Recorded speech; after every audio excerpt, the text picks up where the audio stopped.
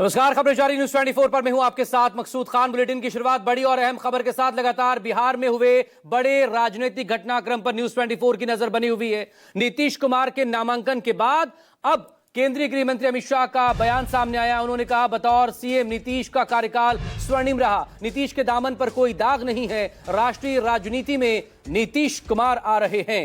नीतीश कुमार राज्यसभा के लिए अपना नामांकन दाखिल कर चुके हैं। इस दौरान वहां पर खुद गृह मंत्री अमित शाह भी मौजूद रहे। उसी नॉमिनेशन फाइल करने के दौरान की तस्वीरें इस वक्त आपके सामने न्यूज 24 पर आप देख पा रहे हैं। नीतीश कुमार राज्यसभा के लिए अपना नामांकन दाखिल कर चुके हैं। बाकी और जो 4 उम्मीदवार थे एनडीए के, वो भी अपना नामांकन दाखिल कर चुके हैं। आप तस्वीरों में नितिन नवीन को देख सकते हैं, जो बीजेपी के राष्ट्रीय अध्यक्ष हैं। वो भी राज्यसभा के लिए अपना नॉमिनेशन फाइल कर चुके हैं। आज बिहार के यशस्वी मुख्यमंत्री श्री नीतीश कुमार जी ने भी राज्यसभा में अपना नामांकन किया है। इसके साथ ही बहुत लंबे अरसे के बाद श्री नीतीश कुमार जी फिर से एक बार राष्ट्रीय राजनीति में राज्यसभा सांसद के नाते प्रवेश करेंगे। 2005 से लेकर आज तक नीतीश कुमार जी बिहार के मुख्यमंत्री रहे। उनका एक कार्यकाल एक प्रकार से बहुत यशस्वी रहा। ये कार्यकाल उनका बिहार के इतिहास में स्वर्णिम पृष्ठ के रूप में लिखा जाएगा और बिहार के विकास के सारे मायने को उन्होंने गति देने का काम किया। उन्होंने अपने शासनकाल में बिहार को जंगल राज से मुक्त करने का काम किया। इन्होंने बिहार की सड़कों को न केवल गांवों तक जोड़ा, बिहार की सड़कों की स्थिति को भी सुधार किया। इतने लंबे करियर में विधायक, सांसद, मुख्यमंत्री, केंद्रीय मंत्री रहते हुए उनके कुर्ते पर कभी दाग नहीं लगा। पूरा जीवन भ्रष्टाचार के आरोप लगने बगैर इतना लंबा राजनीतिक सफर शायद ही किसी राजनेता ने तय किया हो। और जब नीतीश कुमार नॉमिनेशन फाइल कर चुके हैं, उनके राज्यसभा जाने पर तेजस्वी यादव की प्रतिक्रिया सामने आई। तेजस्वी ने फिर से दोहराया कि बीजेपी ने दूल्हा किसी और को बनाया, घोड़ी पर किसी और को चढ़ाया। हमने पहले ही कहा था कि नीतीश सीएम नहीं रहेंगे और जेडीयू को खत्म करना चाहती है बीजेपी। सुनिए क्या कहा तेजस्वी यादव ने।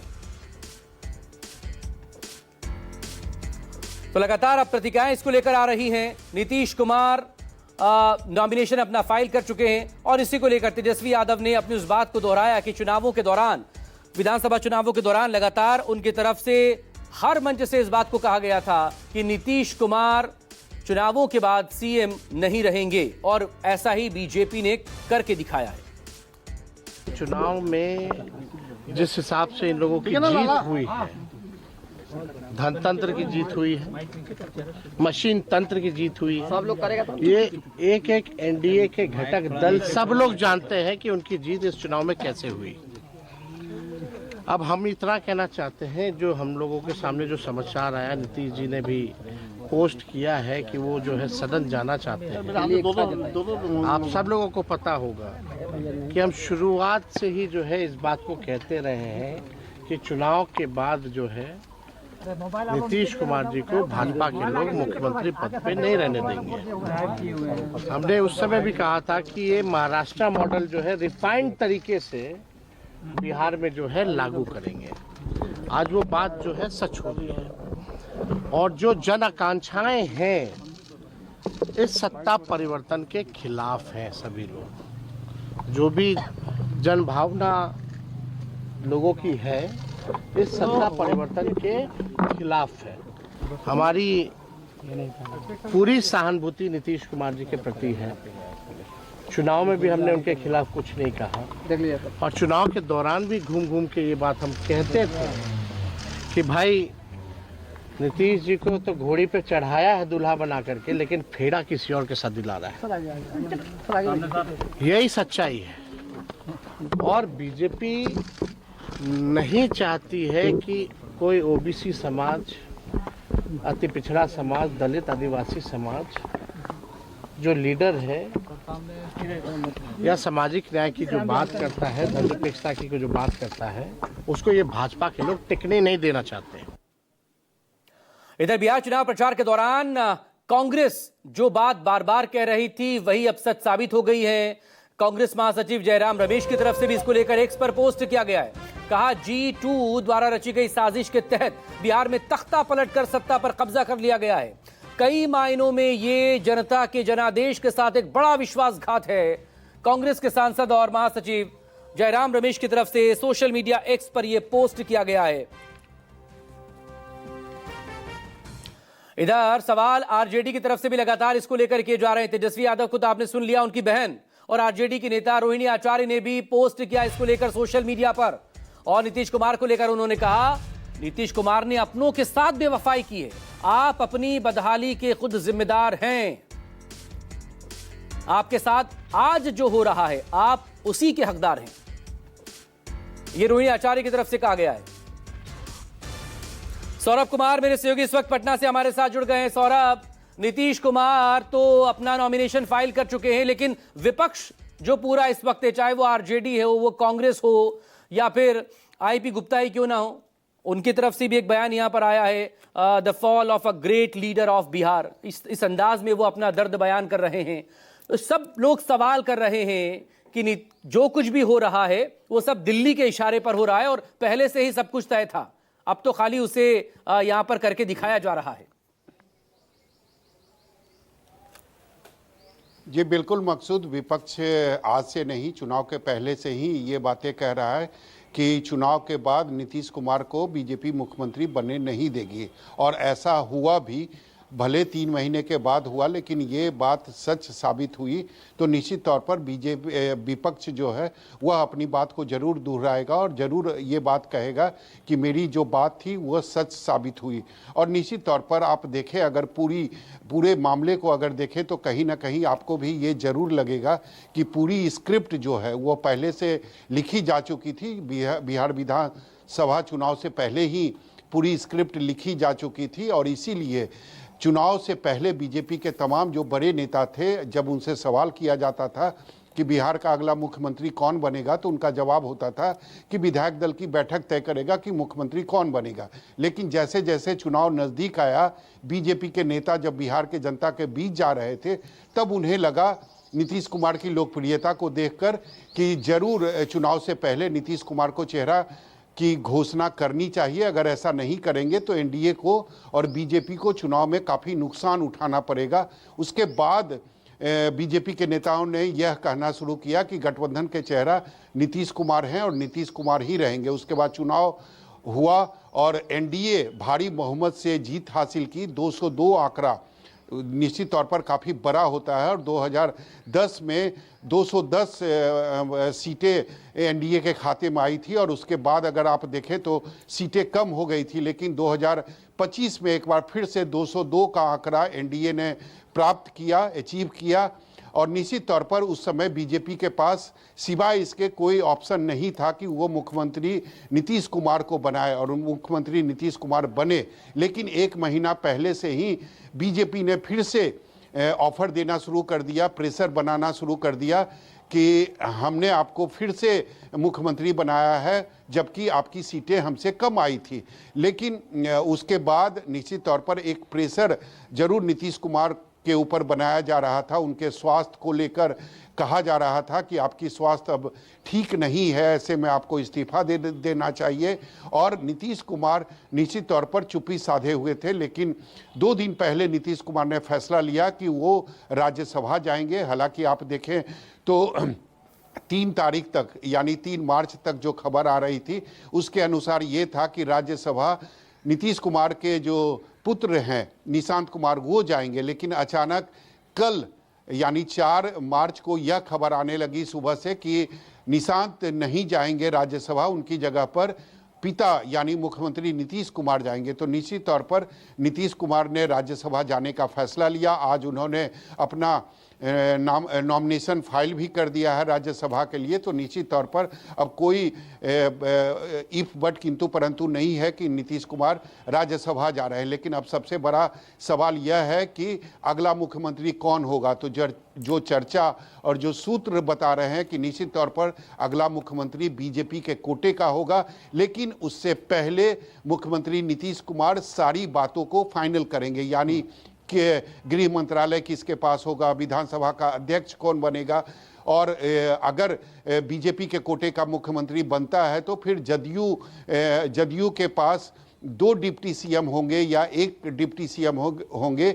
इन तमाम मसलों पर अब फैसला नीतीश कुमार को करना है। और दूसरी सबसे अहम बात यह है कि जो भी बीजेपी के कोटे से भी अगर मुख्यमंत्री बनता है तो वो मुख्यमंत्री नीतीश कुमार के पसंद का होगा। तो इन सारी बातों का अब जो अगला प्रोसेस है वो शुरू होने वाला है। फिलहाल मुख्यमंत्री नीतीश कुमार ने राज्यसभा के लिए अपना नामांकन दाखिल कर दिया है और यह तय है कि 16 जो मार्च है उसमें चुनाव होना है और उसके बाद जो 4 एनडीए के प्रत्याशी हैं उनकी जीत पहले से ही पक्की है। जो 5वां कैंडिडेट होगा, अगर महागठबंधन के तरफ से आमदेनधारी जो हैं वो अपना नामांकन दाखिल करते हैं तो 5वें सीट के लिए जरूर चुनाव की नौबत आएगी, वोटिंग होगी। लेकिन 4 सीट बिल्कुल कंफर्म है और उस सीट में 1 सीट मुख्यमंत्री नीतीश कुमार का भी है। तो निश्चित तौर पर 16 मार्च को या फिर 9 अप्रैल को माना जा रहा है कि नीतीश कुमार जो हैं वो अपना इस्तीफा देंगे। लेकिन सबसे बड़ा सवाल अभी भी बना हुआ है कि अगला बिहार का मुख्यमंत्री कौन होगा।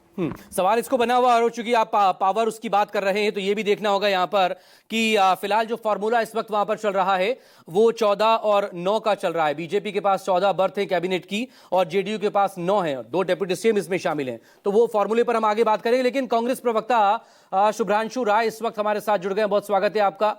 जो बिहार में राजनीतिक घटनाक्रम तेजी से बदला है पिछले कुछ घंटों में, अब तो नीतीश कुमार नॉमिनेशन भी फाइल कर चुके हैं। क्या सोच रही होगी बिहार की जनता इस वक्त? क्या चल रहा होगा उसके मन में, खासतौर पर जेडीयू के वो कार्यकर्ता, वो तमाम विधायक जो कि इस वक्त नीतीश कुमार के साथ 2025 विधानसभा चुनावों में गए थे, जीत कर आए भी? मकसूद, पिछले 1 महीने से ज्यादा वक्त हो गया हिंदुस्तान और दुनिया में एक एप्स्टीन फाइल की चर्चा चल रही है। उस एप्स्टीन फाइल में ऐसा क्या है कि जिसके डर से नरेंद्र मोदी जी कॉम्प्रोमाइज्ड हो गए। तो मैं यही कहना चाहूंगा कि क्या नीतीश कुमार बिहार में कॉम्प्रोमाइज्ड हो गए हैं?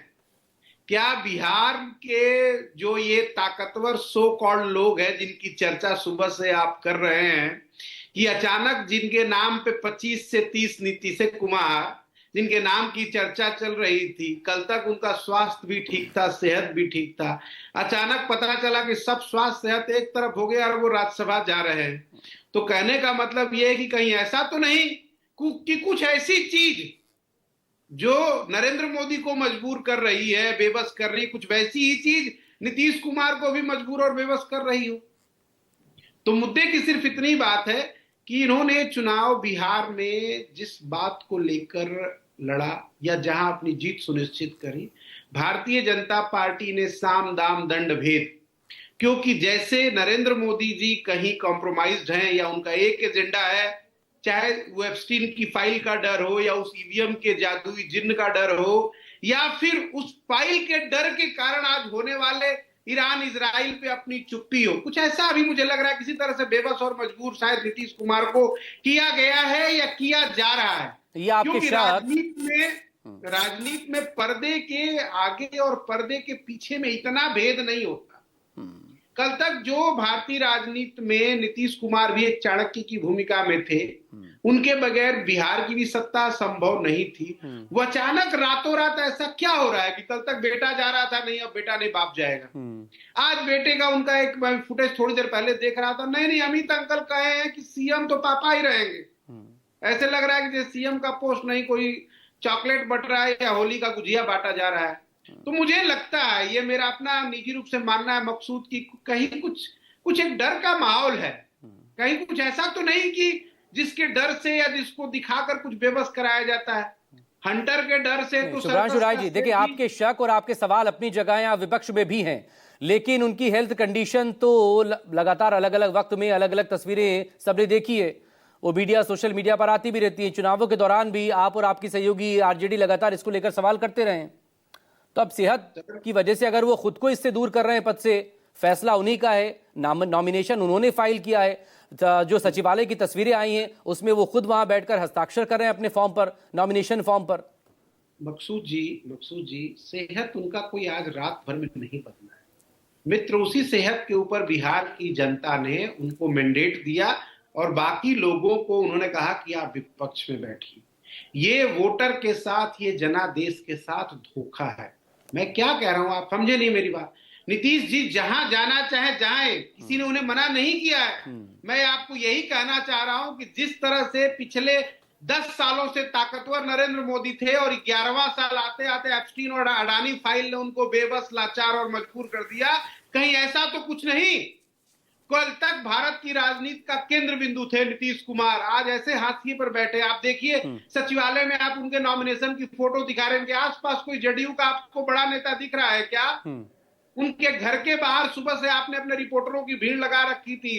बिहार की जनता, उनके विधायक, उनके एमएलसी सब कह रहे हैं कि नहीं, बिहार मतलब नीतीश कुमार। तो कहीं ऐसा तो नहीं, जो मैं अपनी बात कह रहा था जिसको आपने बीच में काट दिया, हंटर के डर से तो जंगल का राजा शेर भी सर्कस में डांस करने लगता है। कहीं ऐसा तो नहीं कि बिहार में भी कोई अंदर का इनसाइड हंटर चल रहा हो, या कोई इनसाइड एप्स्टीन की फाइल हो, या कोई इंस्टाइन अडानी मॉडल चल रहा हो, क्योंकि जब से अब वो आप सवाल उठाते रहिएगा आगे। लेकिन सौरभ कुमार, आपने कांग्रेस प्रवक्ता को सुना और जेडीयू के तमाम नेताओं, कार्यकर्ताओं और नीतीश के समर्थकों का दुख दर्द भी हम सुबह से ही सुन रहे हैं। लेकिन नीतीश का जो कद है, इस तरह से अचानक से सीएम पद से नीचे आना और उसके बाद राज्यसभा के लिए नॉमिनेशन फाइल कर दिया जाना, क्या कुछ इसके पीछे ये कहानी हो सकती है, या कहानी वाकई में क्या वो कभी सामने आ पाएगी? मकसूद, सबसे बड़ी बात है कि खुद आपने देखा होगा कि नीतीश कुमार ने जो सोशल मीडिया पर पोस्ट किया है उसमें उन्होंने कहा है कि राज्यसभा जाना उनकी एक इच्छा थी जो अब तक पूरी नहीं हुई थी, और इसी इच्छा को पूरी करने के लिए वो राज्यसभा जा रहे हैं। और निश्चित तौर पर एक सम्मानजनक एग्जिट प्लान जो है वो नीतीश कुमार के लिए तैयार किया जा रहा था, और सारा प्लान जो है वो नीतीश कुमार के ऊपर ही बीजेपी ने छोड़ रखा था कि आप तय करेंगे कि आपका सम्मानजनक एग्जिट प्लान क्या होगा। जो आप कहेंगे वो हम मानेंगे, कारण बीजेपी को पता है कि नीतीश कुमार को नाराज कर कर हम बिहार में कुर्सी पर नहीं बैठ सकते हैं, ना ही हम सत्ता में आ सकते हैं। ये बीजेपी को अच्छी तरीके से पता है। और चुनाव के पहले आपने देखा होगा कि बीजेपी की मजबूरी बन गई थी नीतीश कुमार को चेहरा घोषित करना, कारण नीतीश और किन हालातों में बीजेपी के नेताओं की तरफ से बाद में फिर ये कहा गया कि नीतीश कुमार थे, हैं और रहेंगे, लेकिन 105वें दिन ही उन्होंने नॉमिनेशन फाइल कर दिया शपथ लेने के बाद। 20 नवंबर की शपथ थी, आज 5 मार्च को उन्होंने नॉमिनेशन फाइल कर दिया है। बहुत शुक्रिया आप सभी लोगों का। एक छोटे से ब्रेक के लिए फिलहाल मुझे यहां रुकना होगा। जिसकी नहीं थी भनक, न्यूज 24 के पास थी पूरी खबर। लेकिन अब सूत्रों ने दावा किया कि निशांत कुमार की जगह पर नीतीश कुमार खुद अब राज्यसभा के उम्मीदवार हो सकते हैं और कल उनका नामांकन हो सकता है। बाकायदा सूत्रों ने यहां तक कहा कि उनके सभी डॉक्यूमेंट तैयार कर लिए गए हैं और वो कल नामांकन दाखिल कर सकते हैं, इस बात की पूरी संभावना है। News 24 reporter Rishikesh Kumar. अब जो सूत्र मुख्यमंत्री आवास से जुड़े हुए बता रहे हैं उसके मुताबिक कहा जा रहा है कि नीतीश कुमार के जब बतौर जेडीयू उम्मीदवारी राज्यसभा उम्मीदवार करने की संभावना ज्यादा है। जो कहा वो सच हुआ, राज्यसभा जा रहे नीतीश। ऋषिकेश बधाई हो। ऋषिकेश, आपकी खबर पर मोहर लग गई, न्यूज 24 की खबर पर मोहर लग गई। ऋषिकेश, 25 घंटे बाद हम लोग जो बार बार कह रहे थे किसी मुख्यमंत्री आवास से बैठे हुए लोग हमें इस बात की पुख्ता जानकारी दे रहे थे, और हम लोग ये कोई गॉसिप वाली खबर नहीं अपने दर्शकों को देते हैं, बल्कि पुख्ता सोर्स था और वही सोर्स ने कंफर्म किया था कल रात से जब आप हमसे सवाल पूछ रहे थे, और तब हमारा विश्वास और बढ़ रहा था। मैं अपने लगातार सूत्र के संपर्क में था। और ऋषिकेश, एक बार फिर से मैं आपको बधाई दे रहा हूं आपकी इस ब्रेकिंग न्यूज के लिए, इस एक्सक्लूसिव ब्रेकिंग न्यूज के लिए जो आपने कल सुबह 10 बजे के आसपास दी थी। बाकी सारे चैनल, पूरा मीडिया, सारा इंटरनेट, सोशल मीडिया उसके बाद दोपहर शाम से धीरे धीरे इस खबर पर आने लगा, लेकिन किसी के पास पुख्ता जानकारी नहीं थी। लेकिन आप अपनी खबर के साथ खड़े रहे, न्यूज 24 अपनी खबर के साथ खड़ा रहा। कल रात को भी हमने 2 घंटा इस पर स्पेशल कवरेज किया और आज देखिए आपके खबर ब्रेक करने के 25 घंटे बाद नीतीश कुमार ने खुद इस खबर की पुष्टि की। इसलिए तो कहते